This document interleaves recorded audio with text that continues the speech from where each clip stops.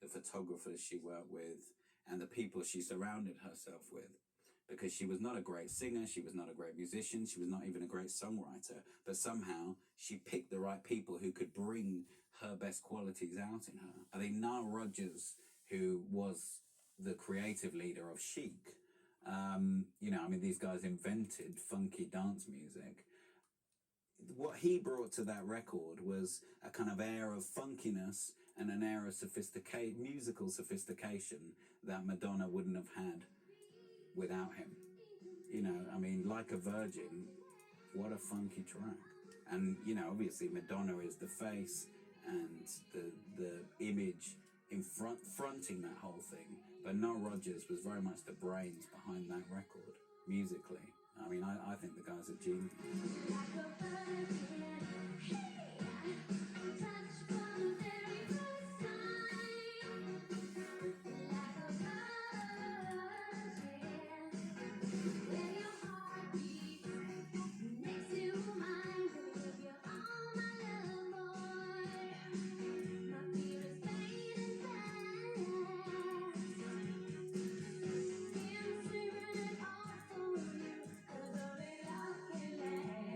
I think that Like a Virgin album, she will probably claim it was more her idea. I think Nile Rodgers probably had a fair amount of input on that. This was early on in her career, and even though she was certainly probably years ahead of her numerical age, she was definitely a mature, ambitious young lady. But Nile Rodgers had been working with some serious like the Sheiks and Sister Sledges of that sort of late 70s, early 80s sort of funky, soulful era.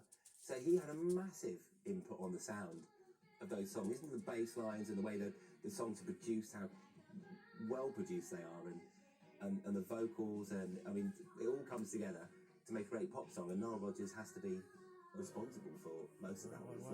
It seems to me that it's a fairly even collaboration between producer and artist on Like a Virgin. I think Like a Virgin is pretty much a straight release of her version of the demo song that she heard, but Material Girl, I think she gave her own signature style to that. The sound of it is very much comes from him. It's very crisp and clean and clinical. But I would imagine that's exactly how she wants to sound. I don't think it was really until Like a Prayer that musically she started making things happen.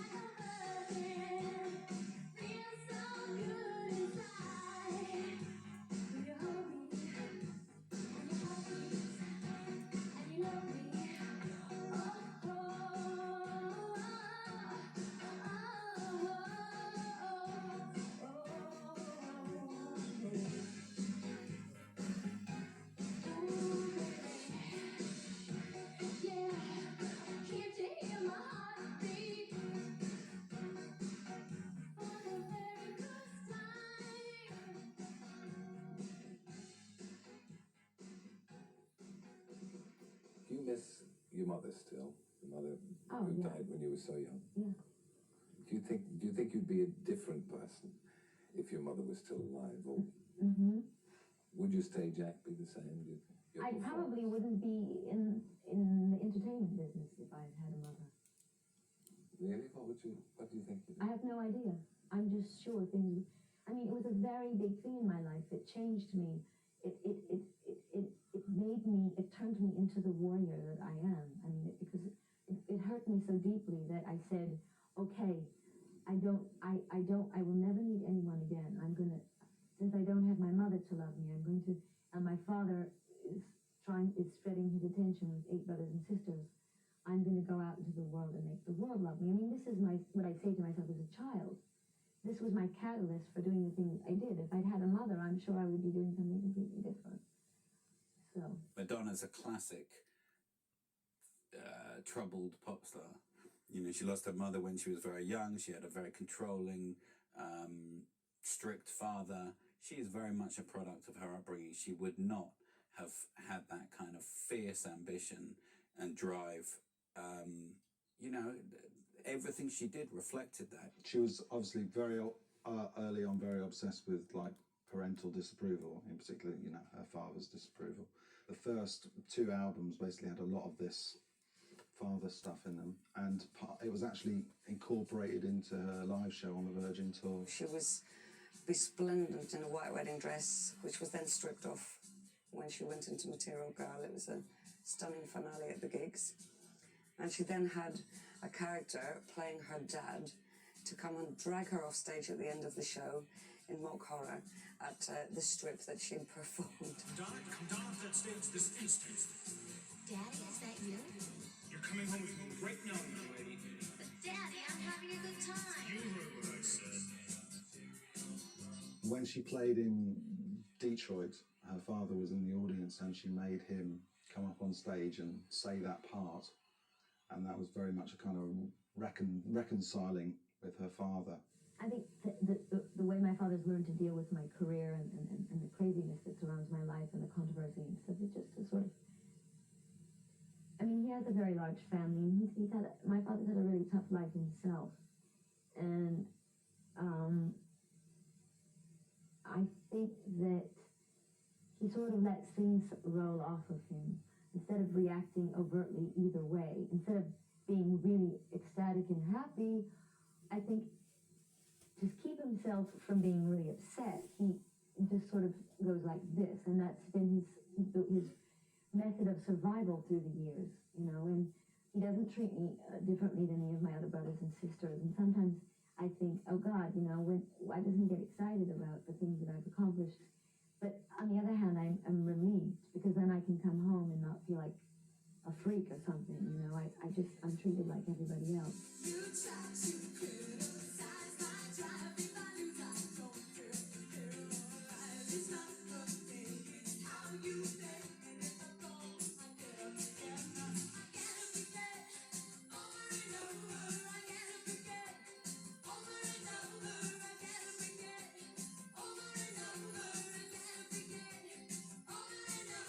Lyrically, some of her earlier songs definitely reveal a bit of her character. I do think Over and Over saying, you know, I'll get up again, and she's saying, hurry up, hurry up. Hurry up has become like almost a mantra for her career. It's like she's always got to do the next thing.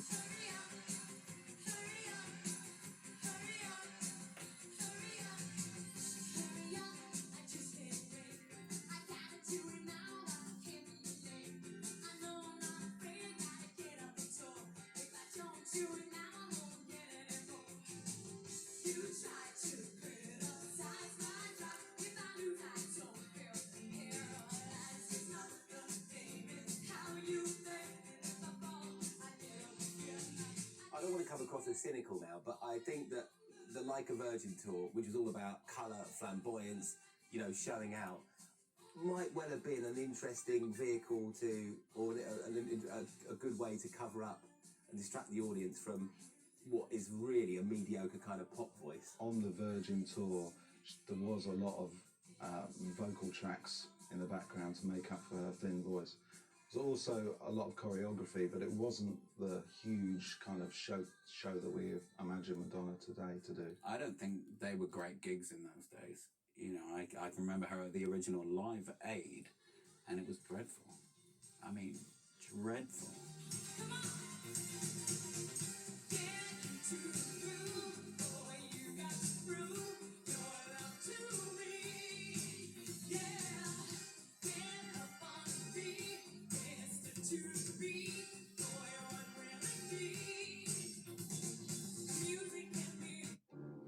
Why just give a gift when you can give a gift with meaning? Shutterfly, make something that means something. Enjoy 40% off your order with code GIVE40. Order now for holiday delivery. This is a place where bright minds meet, where innovative education and groundbreaking research thrive. A world-class institution with renowned faculty and endless opportunity. This is Binghamton University.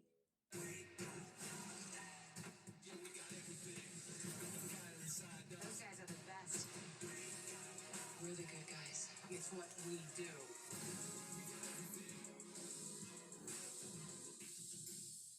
The last few teams are getting closer.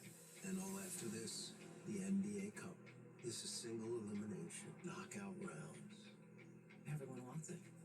Winner take all.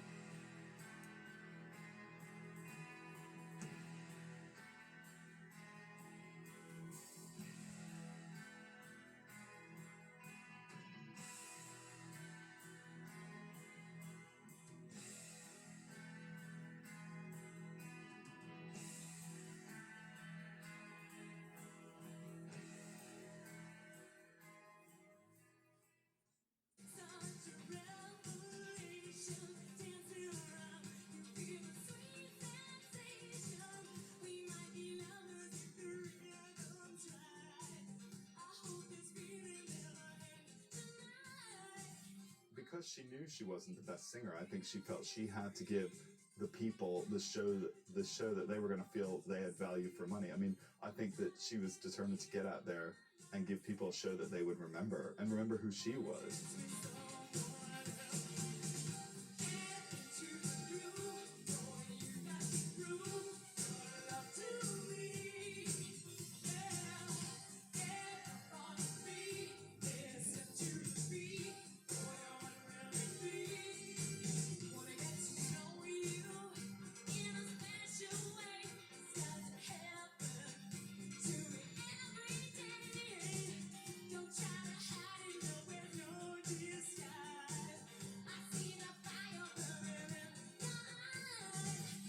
I don't think you can separate Madonna the singer and Madonna the performer.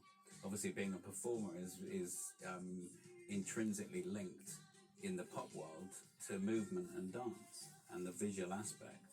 So, you know, the people accusing her of trying to, you know, cover up the fact that she wasn't Whitney Houston as a singer by dancing, it's kind of a bit of a red herring, really. I mean, yeah, she was from a dance background and she was a very good dancer, but, you know, let's not forget, this is the entertainment business we're talking about.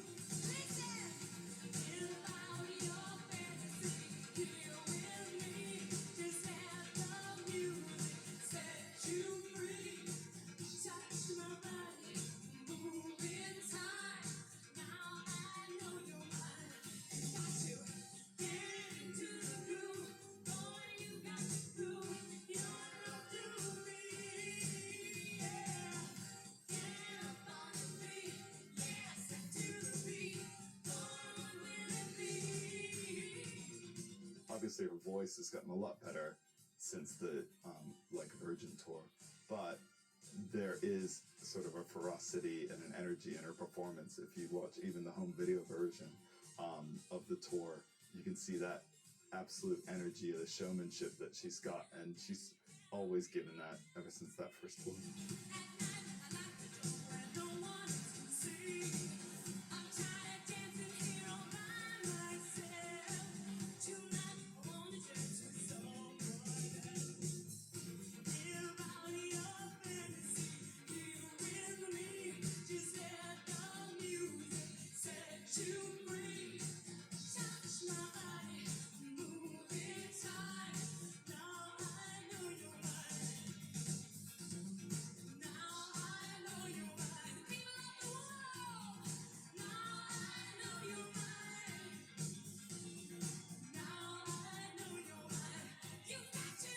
I think apart from what we talked about before, the fact that she was definitely out to stir things up with her father, I think. She wanted to stir things up in the media because ultimately in the pop world, if people aren't talking about you, you're finished. So I think Madonna, yeah, of course she was out to shock every single time. The difference is there was some substance behind what she was doing. Is it all done with a sense of humor? I think, yeah, I do. I think it's, a lot of what I do is well, not a sense of irony, you know. I think it's good to see someone, a performer or whatever, and say, oh, does she mean that or doesn't she? Because it makes you ask questions, and it makes you see that there are two sides to every story, and everything isn't cut and dry, everything isn't black and white, you know. So, and I think that I try to make that clear in my work by being tongue-in-cheek. Do you worry that people might not get the irony, but they might not pick up on the humour? Not really. I mean, everyone's not gonna. You have to be intelligent to get the humor. You have to be sophisticated, and I know everybody isn't. So some people will get it, and some people won't. I never want to be taken completely seriously. I think that that's the death of anyone. Of course.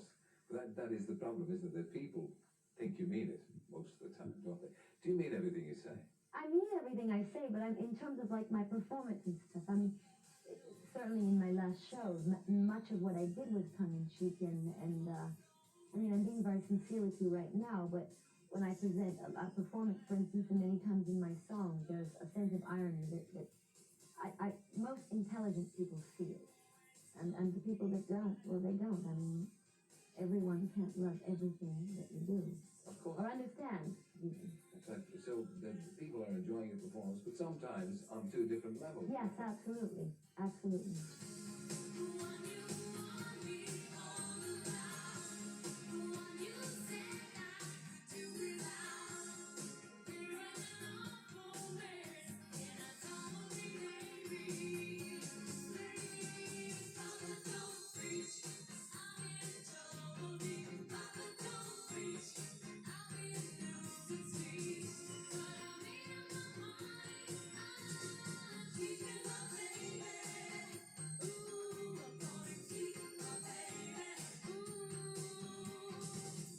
One thing that I really loved about the Papa Don't Preach video, and the t-shirt she wore at the time, which said Italians do it better.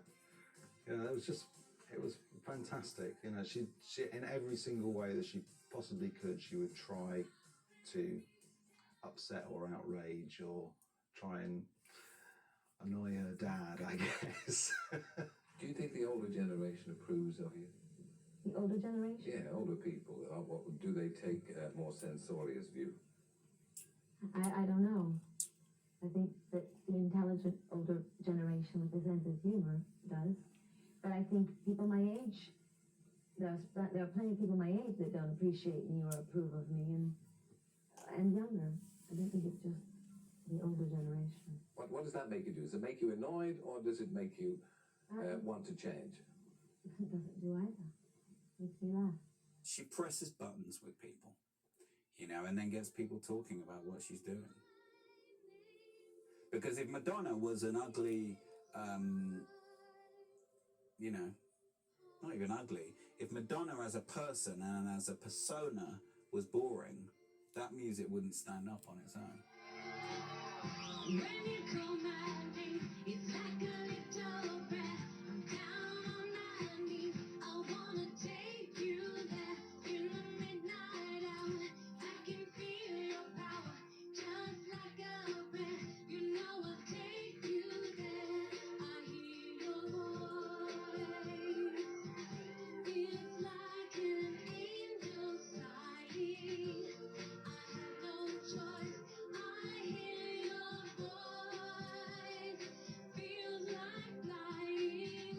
Like a Prayer is probably the most powerful piece of work that Madonna's ever produced, both as a song and as a video. She knew that there was going to be a hullabaloo whenever that video was screened. Pepsi dropped it like a hot brick the minute it hit the TV screens. But on this occasion, I don't think that Madonna did this to be controversial, because she had always been obsessed with religious imagery right from the early days of just hanging the crucifix around her neck. And the erotic imagery is also something that is recurring in Madonna's work, certainly up until recent years. So with this video, she was linking religious and sexual passion and ecstasy. It's almost like the culmination of her dual fascinations. When you call my name, it's like a little breath. I'm down on my knees. I wanna take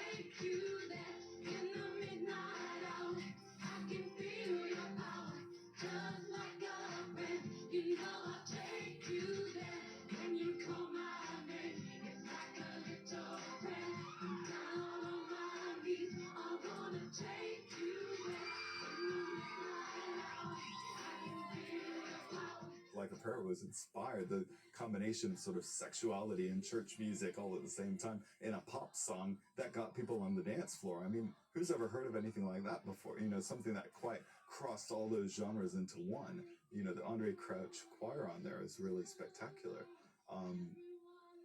You know, I think artistically that was one of her high points, absolutely. And I think that was the moment where probably a lot of rock critics suddenly went, oh my God, there's a lot more to her. You know, that was the moment when people really stood up, I think. She came from a Catholic background, so to basically, I think she really, really wanted to upset the whole Catholic Church and everything, and the way she did it was, you know, a black Jesus, which doesn't seem outrageous now, but it really, really caused. The last few teams are getting closer. They're right on our tail. And all after this, the NBA Cup. We knew this was coming. It's heating up in the desert. This is single elimination. Knockout rounds. It's only getting more intense. Everyone wants it. There's only one way to take it. Winner, take all. And how are the numbers looking? We're landing at a strong 70. SPF. Thanks to JetBlue's low fares, Kayla's in vacation mode already.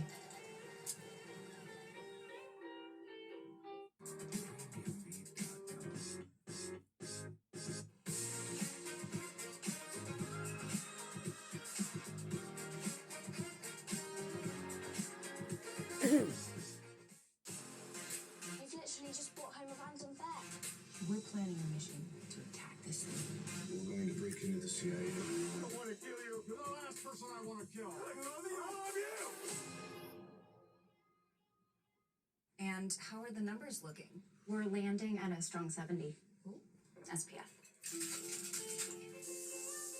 Thanks to JetBlue's low fares, Kayla's in vacation mode already. Why do you think our parents are all living together? Our parents are all living together? Here they go. Oh, that's the worst iced tea ever. I'm gonna get off What is the in 1 there? million table because nobody's coming in, but I forgot 1 million right here. They say 0 players. Like, what? No way. Let's get back over here. Where is my...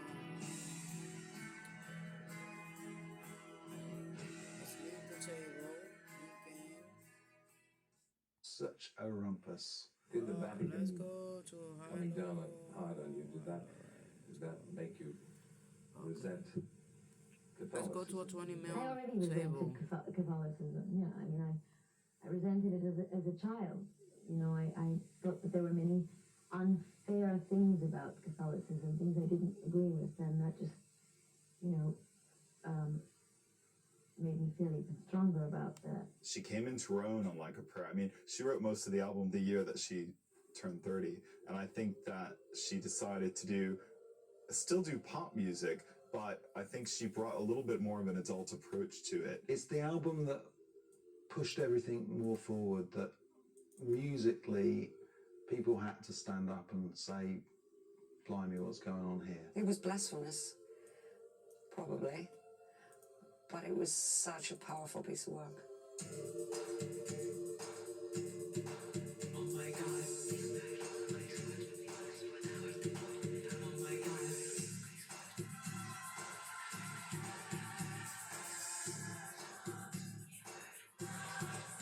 my God. She was probably one of the first straight-ahead pop artists to raise the bar for live performance to such a high scale. I mean, by 1990, the Blonde Ambition Tour was probably the most ambitious pop concert to date. Life is a mystery. Everyone must stand alone. I hear you call my name, and it feels like home. You know, I think before she'd kind of done this singing, dancing, bopping along, few nice songs, not that much attention. paid to the musical detail. I think by the time they got to the Blonde Ambition tour, she was a different performer entirely. Everything was shiny and sexy and sophisticated, and everything kind of came together at the right time. And then that was a show. That was a real theatrical production. Blonde Ambition was the pinnacle of the whole thing because that was the collaboration with Jean-Paul Gaultier. Come and have a chat with us, Jean-Paul. Can I? Yeah, absolutely. You can have a cushion and everything. Oh, yeah, it's actually good. Jean-Paul's the only man I'm going to marry. I asked 3 times. Yeah. I'm letting You him. refuse now. I'm letting him. You know, just he's got a few more years of wild oats to sow, and right. Mm-hmm. And What me do too. you adore about him? What do you adore about him? His spirit. I hope so, yeah. Also my body sometime, no? Yeah. Yeah, but you don't know it very well. But anyway, I will show you.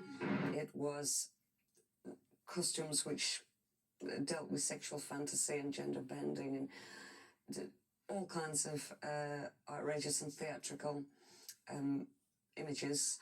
Madonna herself has always said that what she wanted to provide was theatre and spectacle, drama and surprise.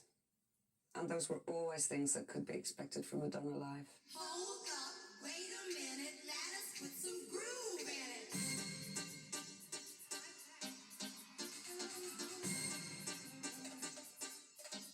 Groove boy.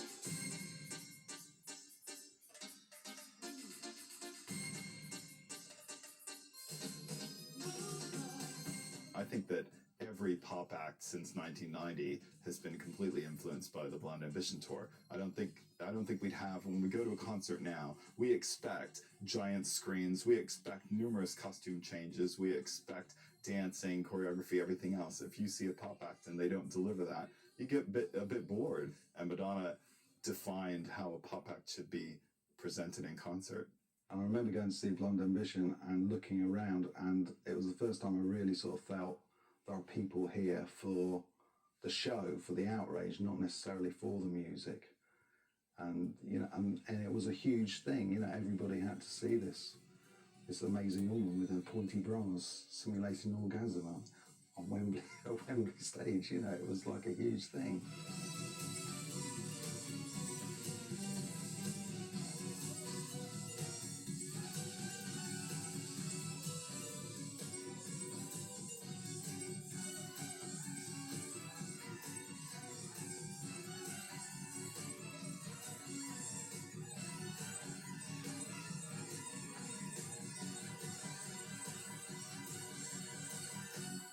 I think actually Madonna has opened the door for a lot of artists with by addressing issues since her earliest phases.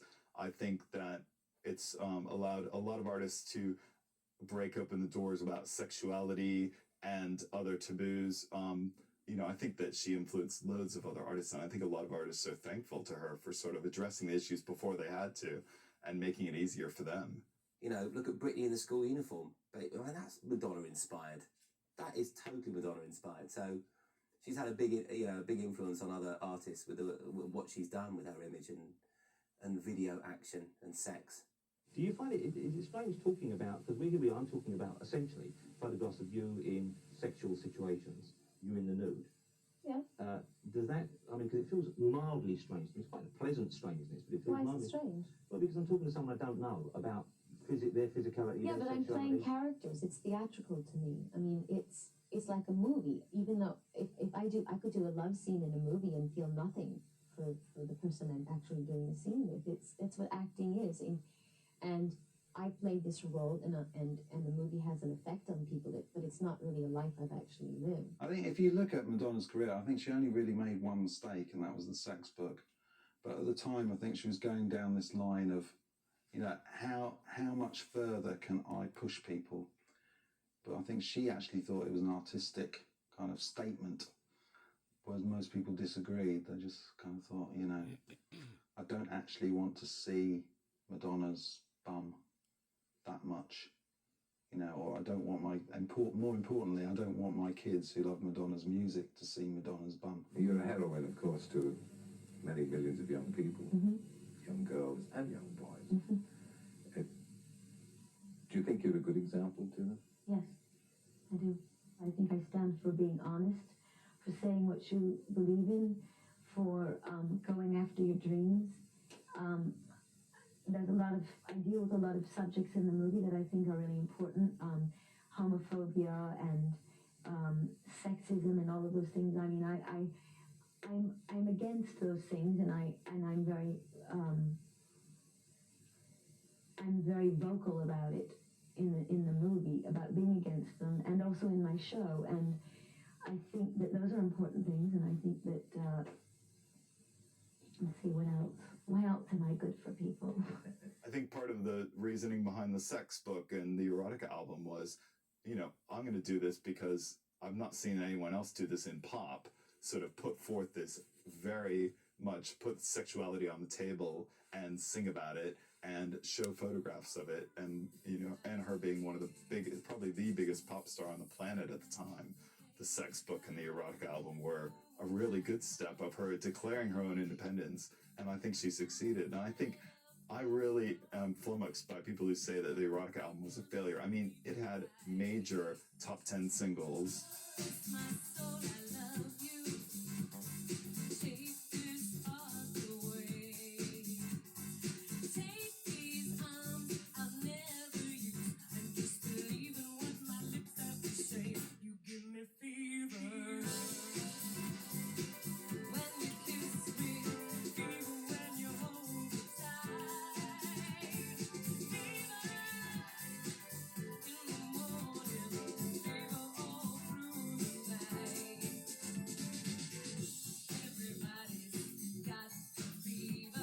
The whole sex book thing, I mean, what on earth was all that about?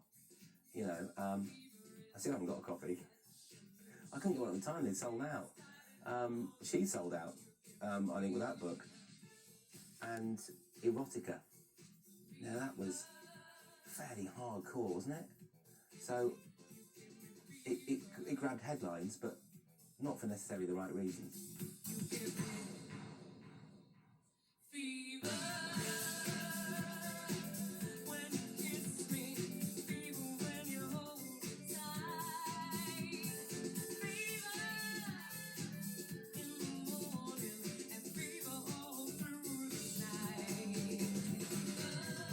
Erotic album, which I was listening to this morning on my little Walkman and enjoying very much.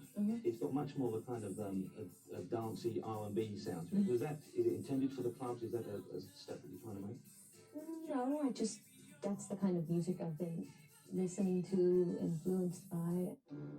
Why is our mailbox filled with so much meaningless stuff? Meaningless stuff from real estate agents, from plumbers, from car washes. So much meaningless stuff. But during the holidays, something special happens. We return to the mailbox to be truly thankful, to remember how much we mean to each other. Shutterfly. Make something that means something. Enjoy 40% off your order with code SEND40. Order now for holiday delivery. Trading at Schwab is now powered by Ameritrade, unlocking the power of Thinkorswim. With robust charting and analysis tools, nearly endless customization, and up-to-the-minute news and insights. Trade brilliantly with Schwab. It's the start of another day. I wish that I could say everything just always peachy keen. But when it's time to sit and eat, a bowl of life tastes pretty sweet. He likes it! A monkey! I really love my life. And how are the numbers looking? We're landing at a strong 70. Ooh, SPF. Thanks to JetBlue's low fares, Kayla's in vacation mode already.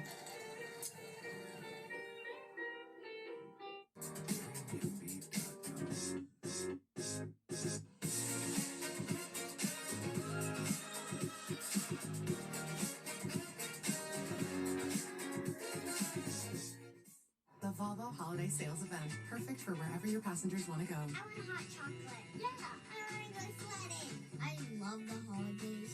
Save even more during our Holiday Safely Savings event at Jenquist Volvo Cars, East Hartford. Trading at Schwab is now powered by Ameritrade, giving you even more specialized support. Connect with the trade desk, our team of passionate traders ready to help you tackle anything. Plus, get 24/7 live help. Trade brilliantly with Schwab. I mean, it probably has a sort of a more gritty quality, a more club quality, but it's because that's what I like right now.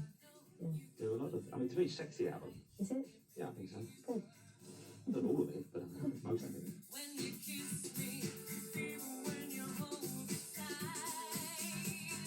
She didn't really realise, I don't think, how mainstream her audience was. This was a big miscalculation, Sex Book. I think she worked hard to really get back from that. And the way she got back from that was to go totally mainstream, lots of ballads. She almost, you know, Evita. She totally became very dull during that period, I think, really. Straight after the Sex Book, it totally went the other way. And it took about 4 or 5 years before she got her credibility back. It seems like it's getting more brutal.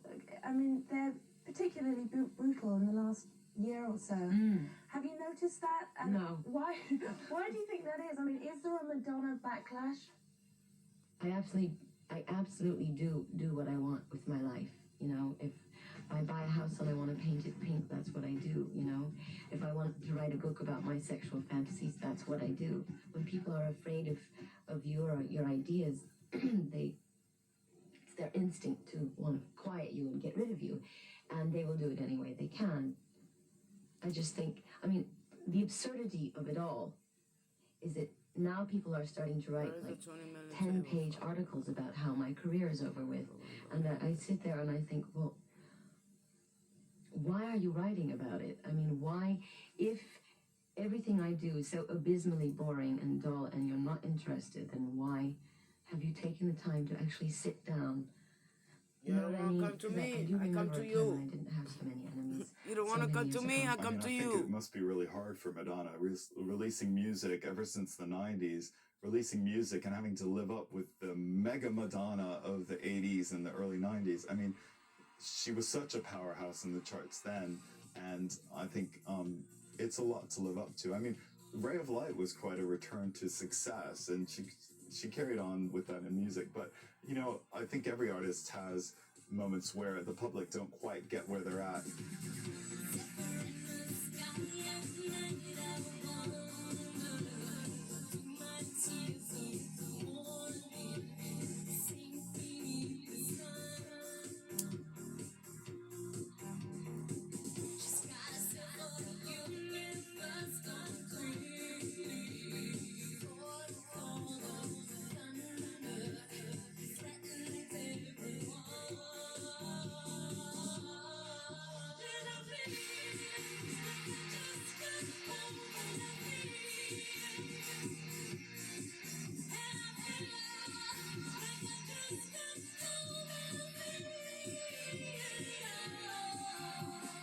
I like Red Light, probably my favourite track from the Red Light album.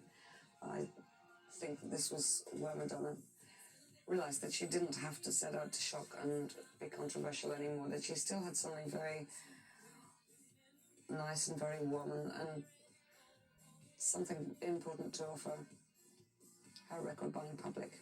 Ray of Light, I mean, even though Frozen was the first single from that album, it was Ray of Light that really propelled that album to be mega successful. I don't know, probably triple platinum at least. It's probably, it may be her best-selling album, I believe. I see how far I've come.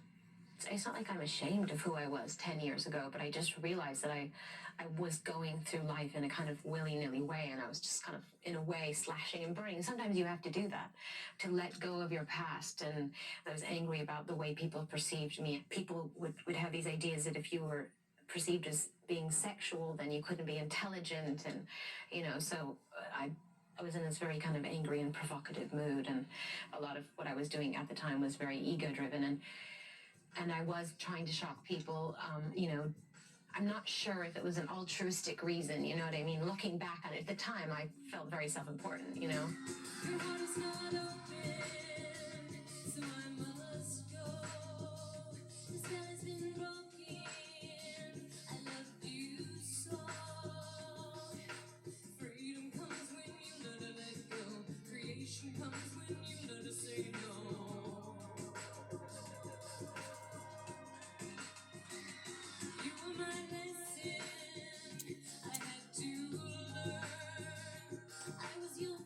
me, Ray of Light is a great album, but it's very heavily influenced by William Orbit. And with William Orbit, I think he's he's a very talented musician, and I think he had quite a heavy influence on Ray of Light.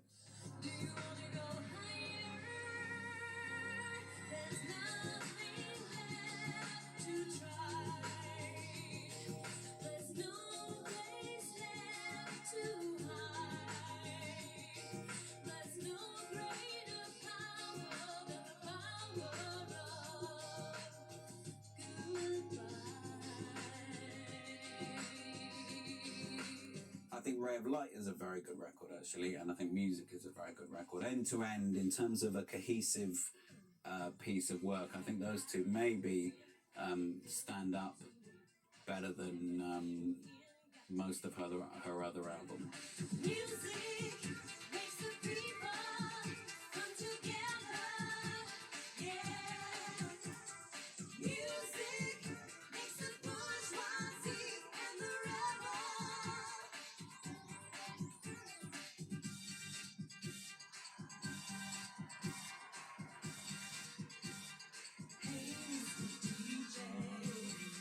As strong as my identity was, and as opinionated and outspoken and provocative as I was, I still don't think I really understood what I was doing. I mean, I was searching, and I was making all kinds of mistakes and having all kinds of successes, and I was just kind of living life in a very impulsive way without really thinking about the consequences of my actions or my words. I did spend a good part of my life as a celebrity in a very selfish way, and I think I prided myself in the beginning of my career as sort of being able to do interviews and not reveal anything about myself. You know, that was my thing. I don't want people to know me. I just want them to know what I choose for them to know. And then I realized that, in fact, the whole point of being famous, or the whole reason I've been given the gifts that I've been given, is so that I can inspire people and really help people on a deeper level. And I'm not going to help people unless I actually share a piece of my soul with other people. She's starting to let down some of the barriers that she built up in the past. And she definitely, ever since Ray of Light, she doesn't seem as hard-edged as she used to. And I think to fans, she seems more approachable than she once was.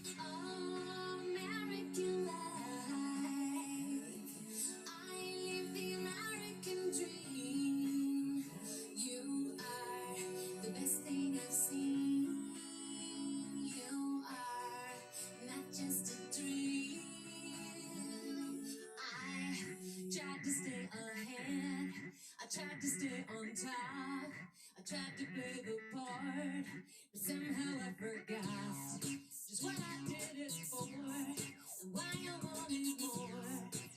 And I think with American Life, possibly one of the reasons that it wasn't successful was because in the States, that sort of statement of the first single, the U.S. wasn't quite ready for. We were going to war, a war a lot of people didn't agree with, but there was huge clash of opinions over it, and I think Madonna just didn't want to get right in the middle of that fight. So unfortunately, she had an artistic statement that suddenly was compromised, and I think that misstep there sort of sacrificed the success of the whole album.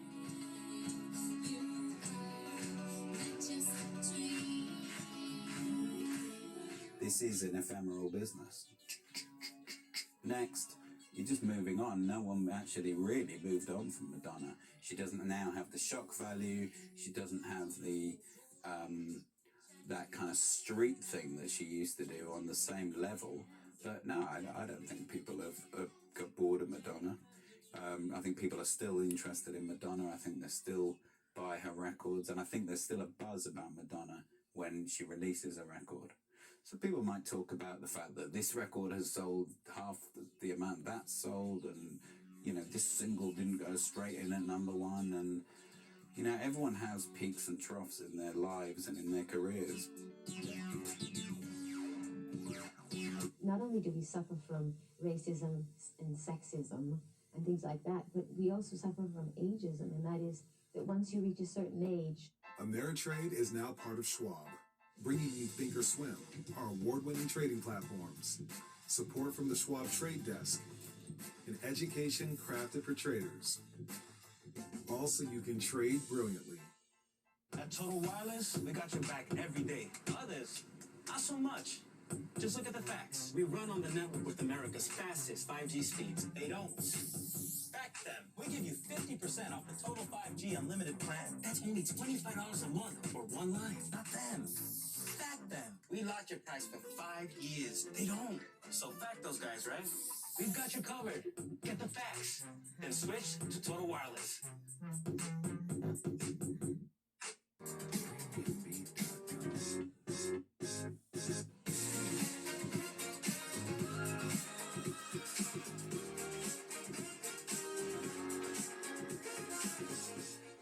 A top-ranked university at a price you can afford, offering career-building programs from engineering to nursing, where nature is right outside your door, and major cities like New York, Boston, and Washington, D.C. are just a quick drive away. This is Binghamton University. HR professionals understand that the key to a thriving business lies in the power of its people. Your career in human resources transforms your passion for people into purpose-driven results. For over 50 years, more than 500,000 people around the world have trusted HRCI to showcase their passion. Discover how HRCI is here for you at hrci.org. And how are the numbers looking? We're landing at a strong 70. SPF.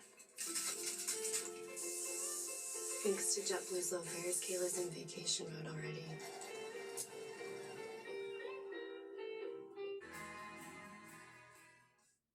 You're not allowed to be adventurous. You're not allowed to be sexual. You know, and I think that's rather hideous. And I mean, a lot of people have said, "Oh, it's so pathetic," or "What is she going to? I hope she's not still doing that in 10 years." I mean, who cares? What if I am? I mean, is there a rule? I mean, what are you supposed to just die when you're 40? I mean, and that's basically what everyone wants people to do, and I think it's stupid. You're just supposed to just kind of, you know, put yourself out to pasture. Put yourself back in the closet. Exactly. I mean, why? Life is long. People are living to be, you know, 100 years old. So, you know, I don't get it. I mean, no one could have predicted Madonna would last this long. Even around the Like a Virgin time, I don't think anyone would have predicted she'd still be around 20 years later and we'd still be talking about her and she'd still be news. When you've got that number of years, that many air miles behind you, you know, you're never going to go away. People will never forget you and they will always be curious about you. And they'll always want to go and buy your record and go and see you in concert. Madonna now really has nothing to prove. She can do what she likes. She doesn't have to make another record. She's an icon. She will always be an icon. She'll always be the Marilyn Monroe that she wanted to be, you know. Every record or everything she does is a progression. Whereas so many artists of that age, it's kind of always a harking back to the past. Now, a lot of people would say, why bother? You've proved yourself. You've done it before. I don't know why people always say, you know, you already did, you know, you have everything, you have fame, you have fortune, you know, why don't you just go and grow a tomato garden or something? Because it's not about proving that I can do one thing. It's about, without sounding corny, being an artist and the artistic life is creation, and when you have ideas, you want to express them. So if you have one idea and it came off well, that doesn't mean that, you know, that's it. You know, life goes on. And as long as I'm inspired, I'm going to keep doing things.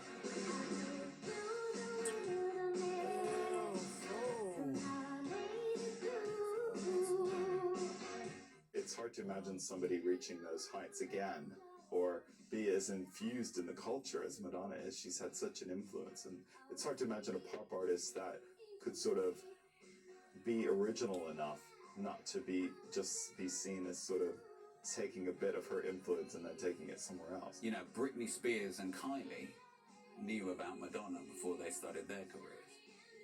Who were Madonna's reference points?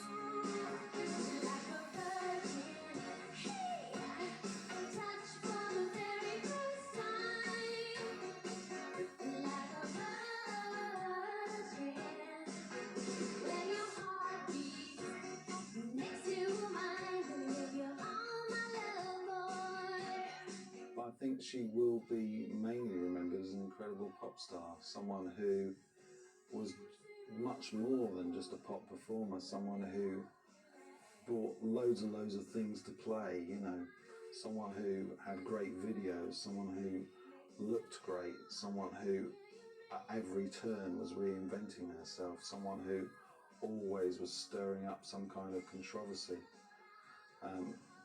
Always.